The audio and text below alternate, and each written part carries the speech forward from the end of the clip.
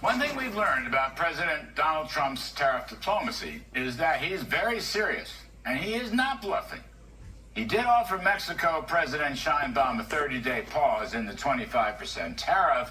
That's because at the last moment, she came in with a proposal to put 10,000 troops on the border to stop illegal immigration and curb the flow of fentanyl and other deadly drugs. So, in a month, we'll see.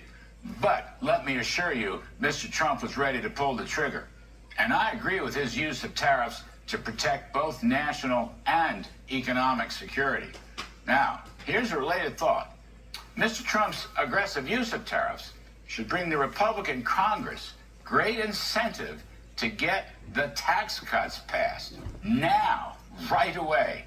Both the 2017 tax cut extension and some of the new Trump 2.0 tax cuts, like the 15% corporate tax, tax-free tips for service workers, overtime pay, and seniors. Remember, one of the really good arguments posed by the president was that tariffs would generate revenues, and revenues could finance tax cuts.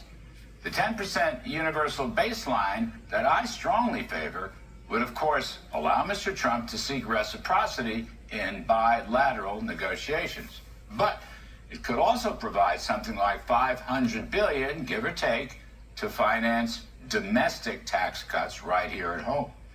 In effect, regarding the rest of the world, you tax us, why then we're going to have to tax you right back. But our tax take will be given right back to our own businesses and blue-collar working families. And then, in the spirit of reciprocity, if you stop taxing us, then we'll stop taxing you. Mexico's a tougher case because it's basically a narco state. China's exporting raw materials for fentanyl and other drugs. The cartels put them all together in these hideous drug factories, and then the cartels bring them into the U.S. That's awful. It's the worst thing I've ever seen. Mr. Trump is more than willing to tariff Mexico till the end of their days, until they stop allowing this. And of course, China is investing in Mexican factories so they can export their cheap goods and labor into the North American Free Trade Zone called USMCA, but that's illegal and must be stopped.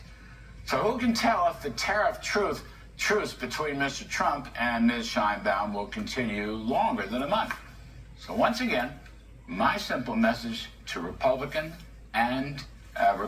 Senate and House members, please crank up those tax cuts into one big, beautiful bill to be finished this spring and help launch the Trump golden era. Blue collar. Boom. And that is the riff. All right.